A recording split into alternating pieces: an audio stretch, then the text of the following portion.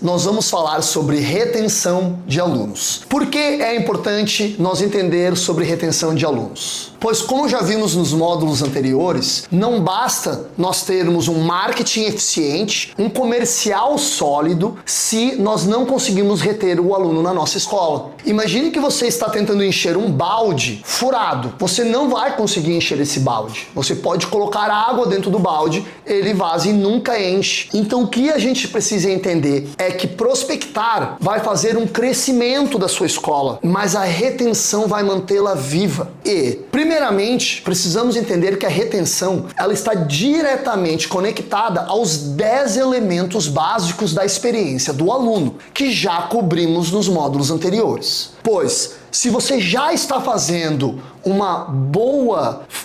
bom uso desses 10 elementos, você precisa passar para o próximo passo. Vamos olhar no nosso modelo de gestão e entender como o professor líder atua na retenção através da gestão de alunos, que vamos entrar mais em detalhes no módulo de liderança sobre o professor líder e sobre a gestão de alunos. Agora vemos aqui, o professor líder, como vocês conseguem ver, ele é responsável pela gestão de alunos, que está diretamente conectado à cultura da escola, aos valores e também a inspirar os alunos a quererem ir além. E essa é a parte que a gente não vê, a parte da experiência. Porém, como isso reflete no operacional do dia a dia? Entendemos que a retenção, ela faz parte não só do professor, mas também do assistente. Isso, vamos falar um pouco mais sobre ecossistemas onde todas as partes da nossa escola são parte essencial da experiência.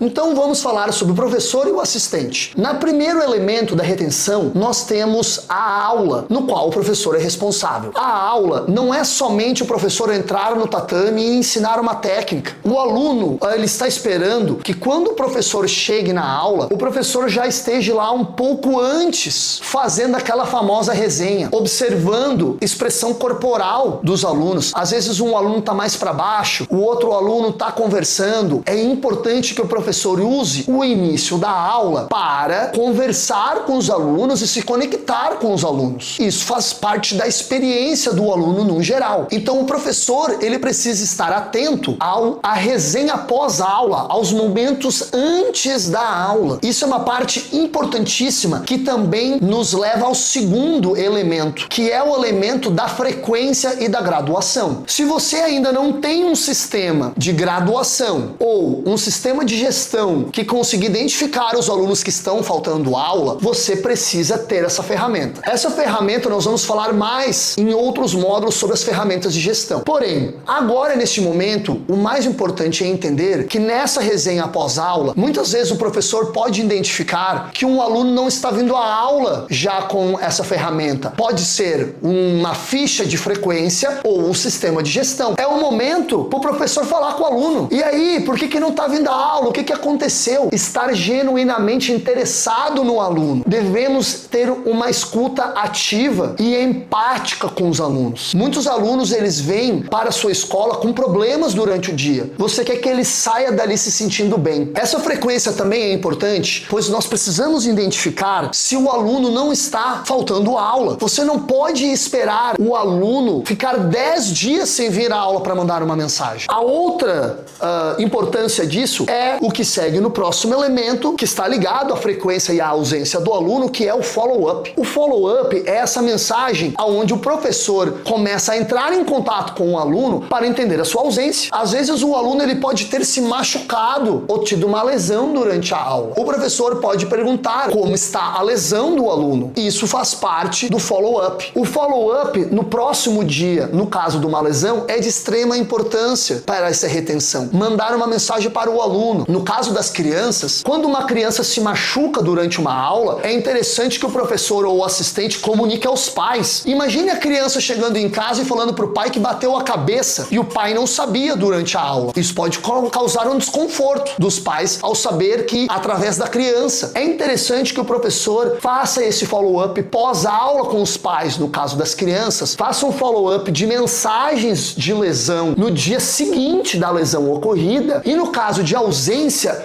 ela é feita geralmente semanalmente. Quando o aluno faltou ou não veio menos que 2 aulas, ou no mínimo 2 aulas, você precisa entender o porquê que o aluno não conseguiu vir 2 aulas. Quem que consegue evoluir no jiu-jitsu treinando menos de 2 vezes na semana? Ninguém. E isso está ligado ao senso de progressão do aluno, que depois eu vou dar algumas dicas de como a gente pode manter esse aluno engajado com o senso de progressão. Nos próximos elementos nós temos o assistente. O assistente, ao contrário de que muitos pensam, ele é chave importantíssima na experiência do aluno no tatame. E ela não é só parte do professor. Pense como a limpeza do tatame. A limpeza do tatame ela é importante. Por quê? Já imaginou como você se sentiria de pegar uma doença de pele ou uma doença contagiosa pelo tatame sujo? Ou talvez simplesmente o fato do aluno perceber que o tatame está sujo. O assistente ele pode estar auxiliando o professor na limpeza do tatame, ou também ajudando o professor a olhar essas fichas e fazer a conversa com os alunos, principalmente nas crianças que no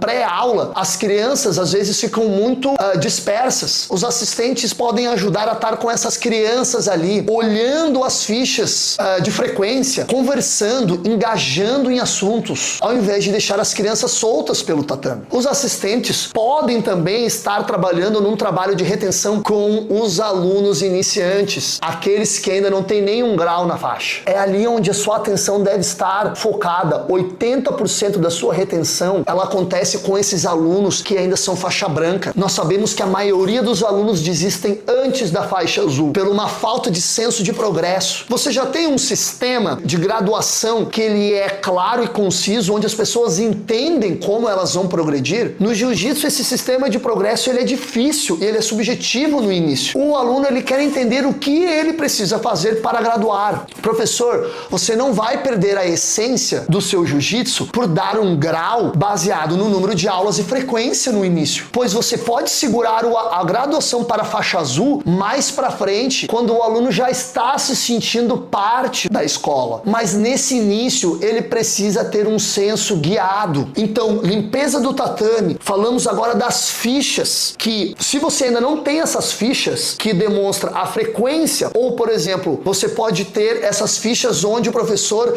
vai estabelecer metas a curto prazo. Por exemplo, ganhar o primeiro grau, conseguir acabar o aquecimento, conseguir fazer um rola de 5 minutos. São pequenos objetivos que você vai galgando junto com esse aluno iniciante. Para os alunos mais avançados, pode ser participar de uma competição. Obviamente, se esse é o objetivo do aluno, você pode guiar esse aluno para ser um assistente futuro nas aulas, se você vê que ele tem o dom e o talento para o ensinamento. Tem alunos que gostam do estilo de vida. Esses devem ser trazidos para auxiliar os mais iniciantes, quero dizer. E isso vai auxiliar, que é o nosso último elemento, o auxílio a todos esses alunos. Mas para isso, professores, é preciso um interesse genuíno no seu aluno. E esse interesse genuíno, ele parte do professor e do assistente, com conversas e escutas profundas e empáticas para entender o porquê o aluno está ali. Agora, que entendemos a parte subjetiva da experiência e alguns métodos e protocolos do dia a dia, temos que entender agora os nossos KPIs, os nossos indicadores chaves de performance, porque eles são as métricas objetivas para onde estamos indo. Duas das mais importantes métricas para retenção, uma é a primeira, a taxa de cancelamento. Muitas vezes no nosso sistema de gestão, esse termo é usado, o termo churn. O termo churn, ele é traduzido como taxa de cancelamento. A taxa de cancelamento é quando um aluno desiste do programa ou do plano enquanto o plano ainda está em vigor. Veja bem, esse aluno, ele cancelou um plano em vigor. Ele desistiu do jiu-jitsu. E isso é comum. Por isso, temos que entender que uma taxa saudável churn é de 5%. O que isso significa? Se você tem 100 alunos, é comum e natural perder 5 alunos ao final do mês. Alguns alunos têm dificuldades financeiras, outros mudam de cidades, alguns casam, trocam de emprego, coisas acontecem na vida dos alunos e é comum. É muito importante que essa taxa churn não passe de 10%. Acima de 5% até 10%, você deve estar tentando buscar a entender, você como gestor, o que está acontecendo. Não espere o seu professor entender. O gestor, ele precisa ter esse número e ele buscar processos para entender o porquê que esse número está em 10%. Passando acima de 10%, você está entrando numa fase de perigo. Um churn acima de 10%, isso significa que ou você está pecando nos 10 elementos essenciais, ou você está pecando na experiência subjetiva, ou você está pecando em algum desses elementos operacionais. A segunda taxa é a taxa de retenção. A taxa de retenção, ela é diferente do cancelamento. A retenção é quando um aluno finaliza seu programa, por exemplo, ele contratou um programa de 12 meses, ou ele contratou um programa trimestral, e ao final deste programa, ele renova o seu programa. Veja bem, a taxa de retenção ela é diferente da taxa de cancelamento, pois a taxa de retenção ela acontece após o término do contrato, e esse aluno, ele precisa renovar. Essa taxa de retenção, ela pode se manter entre 70% e 90%. 90% você está com uma taxa ótima. Isso significa que se você tem 100 alunos no início do mês e esses 100 alunos, eles precisam ser renovados, isso quer dizer que 90% vai renovar. Nós não estamos falando daquele cancelamento, estamos falando da renovação de um plano que chegou ao final. Até 70% está saudável. Abaixo de 70% dessa taxa de retenção, precisamos entender qual é o problema. Agora vamos a algumas dicas aonde você pode aplicar na sua escola que fez toda a diferença nos nossos programas para manter a taxa churn abaixo dos 5% e a nossa retenção acima dos 70%.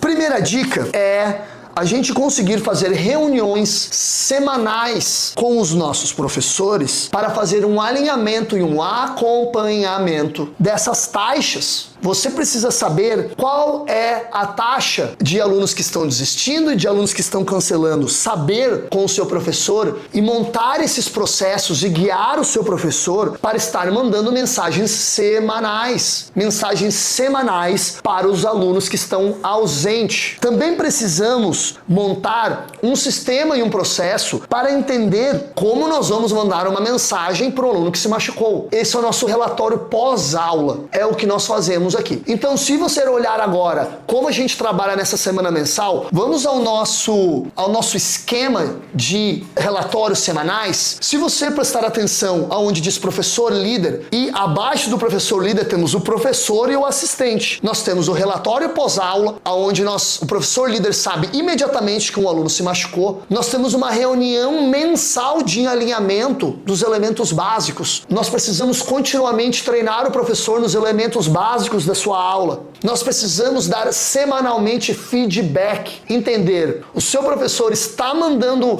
mensagens para alunos que estão faltando? O seu professor está botando no relatório pós-aula que se lesionou? Ele está entrando em contato com o aluno que se lesionou? Isso é importantíssimo. É importantíssimo também que o professor trabalhe inspirando os alunos, criando metas e objetivos a curto prazo. Essa é outra dica que funciona bem. Você precisa ter uma ficha, uma meta, uma forma de um processo de cadastrar esses curtos prazos, essas metas. Como já foi falado, às vezes um aluno não consegue fazer o aquecimento, dar a meta dele de conseguir fazer 10 flexões de braço, ou 10 agachamentos, ou conseguir terminar um rola de 5 minutos. Essas metas são importantíssimas. Graduação. Se você não tem um sistema claro, onde incentive o aluno a continuamente evoluir, por exemplo, graduações anuais são bem-vindas, mas o aluno também tem que ser graduado individualmente. Ele não pode esperar 1 ano, 6 meses para ganhar um grau. Você precisa manter o seu aluno engajado com a graduação, com um sistema claro e consistente. Lembre, isso não vai tirar a essência. Você não está dando grau, você está mostrando o grau. É uma expressão externa da transformação interna que já está acontecendo dentro do aluno. Ele consegue visualizar melhor o seu progresso. E finalmente, uma das